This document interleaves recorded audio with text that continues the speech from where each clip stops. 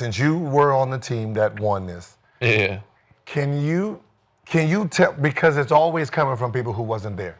Yeah. How hard was the bubble? Oh, the bubble was a pain in the ass, man. I mean, it was a nice setup. Like, I give a lot of credit to the NBA for giving us nice resort, everything, food and all that. But even if you're eating the best food in the world, if you eat it every day for 100 days, you're gonna be tired of that shit. But the walls just start closing in on you. You're in the same hotel room, same resort, eating the same food. Guys trying to do the golf court, like doing the same golf courses. We were there for like 98, 99 days. First 2 months without family, no wives, no girlfriends. It was just more mentally and emotionally taxing. And physically, because I feel like they have some rest days. Like, I feel like they have more rest days now. But then, I think we're the only sport that kind of started back up, and it was like every other day, we had the training room, which was a plus 24-hour training room. So you have access to getting your treatment. But it was just taxing, physically, mentally, emotionally. It was a pain in the ass. So would you consider that championship run easy? Nah, it was the hardest one for me, but for sure, by far. Like, none of them were easy, but that one was the most challenging. Definitely the most challenging. Because even when I hear about the bubble, all the players that were there say it was the hardest thing to do because now you take away family, you take away friends, you take away all the things that makes you comfortable. Yeah, small things you don't realize. You ain't driving for 3 months. Like, you don't even have a chance to get fresh air. You come back home, oh shit, I haven't driven a car in 3 months. Mind you, they testing you back then. They tested you. They scrambled your brain. That was in the nose. Every day, twice a day.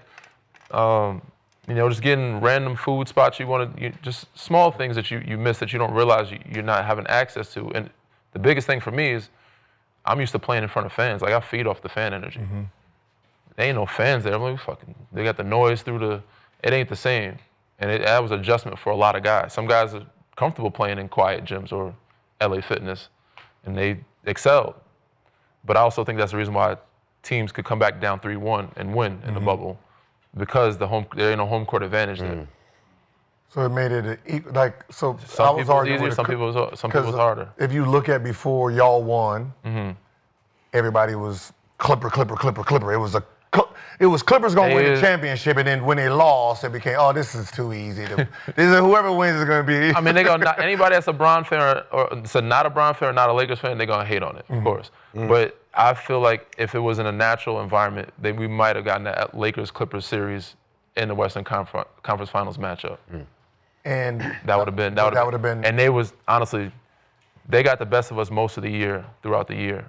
But I think in the playoffs, once the game slowed down, we had so many pieces. We had a lot of depth. I think we would have gotten them.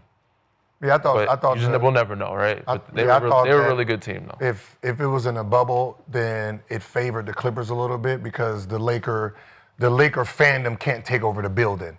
Now everybody has, fans. Yeah. If it's here in Los Angeles playing in the crypto, the Clipper gym is going to be just 7 Laker home games, right? So it kind of, so that's why I think once it went to the bubble, everybody was on the Clipper tail, and then when they lost, it was okay, this sucks. Yeah, I mean, they had a lot of guys leave the bubble for other reasons, and I'm not discrediting that, but they all had family issues, and once we saw that, we're like, they're not going to get the chemistry, and they're not locked in like that. That's crazy. You had to be locked in. I think Trez left, I think Lou left, Pat left. I think Kawhi came in late. They had a lot of different things going on.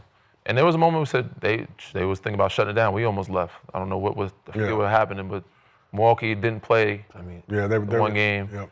We had a meeting. It was just a random, we're not playing tonight. Like, oh shit, okay, reschedule the game. And then at that point, guys were thinking about leaving too. And then obviously everybody looked at Bron like, if Bron's leaving, this shit is not working. Like, it's gonna shut down. And so they all looking at the Lakers like, what y'all gonna do? Because we ultimately made the decision of if it was going to keep going or not in their minds. Because if we left, then Clippers ain't staying. Like, nobody else is staying. That's how I knew, man. It was for Hooper. It was for Hoopers, man. If you was a for Hoopers. then you was locked in. Shit like NBA camp. Yeah, that's pretty much what it is. That's why when someone said it, like, that's it. It's a bubble, and I'm like, it don't count. It don't count? That's why. Because you can't focus? This NBA? Yeah, it's a fucking deadly virus in the fucking air. For me What the fuck too. are you talking about? I might die. In there? Anywhere, nigga. Around that time, everybody was scared of dying. The only people that wasn't gonna die was NBA players that was in that bubble. They was good. That was the only Like they was good. Like y'all was good. Everybody else. Everybody else. It wasn't Everybody state else- players. So think about what he just said. All those players was leaving to go check on their families, my nigga. It was a state Y'all player. rich. Stay your asses in the house. All right, this is what we doing. But he said it was the hardest championship for him. So that's why I said I wanted him to say it and speak it because he was there. But listen, as He won. Somebody got to win, but listen, right? as a hooper though, you wouldn't want to play As that a type of. hooper. I wouldn't want to play in what? In that type, So my where question- they in that Yeah, bubble, Knicks won, in that would it bubble, count? that's all. That's Hell yeah. that's just hoop. You can ask him. I'm not trying As to if the catch Knicks, that. I remember, wasn't Julius in there like, hell yeah, I'd love to be the Knicks. You're not gonna catch nothing. Yeah, Rudy did the shit, man. Rudy started it. Patient zero. But what I'm saying though, in the bubble though, you're Don't not touch finna. me, But nigga. I'm saying though, in the bubble, you're not finna catch Don't nothing. dap though. me You up. just Don't do hooping nothing. every day. Matter of fact, talk that way, bro. It's the best hoop ever, dog.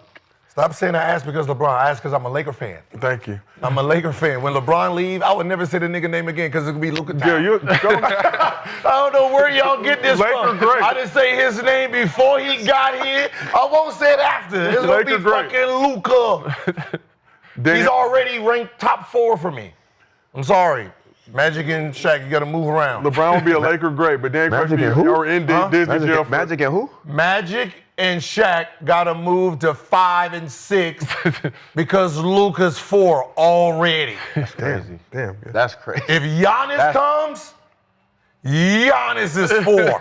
For sure, Giannis might be 3. Kobe go back to 2. Giannis goes to 3. Luka, then probably Bron. My shit is movable, baby. So quick. My shit is that's movable. nasty. I'm not stuck. As a Laker You know fan, what I that's mean? nasty. Soon as you put a Laker uniform up, your shit just heightens, right? Steph, KD come. Oh shit! Oh shit! In the top, my top. The Glazers my top gonna 10, my top 10. I think I got 8 Lakers. Jordan's 1, and then Tim is somewhere around there. Yeah, he's floating. He's a floater. he's just he's just floating around 6, Tim 7, Duncan, the 8, greatest 9, number 10. one pick ever. Who? Tim Duncan, the greatest number 1 pick ever.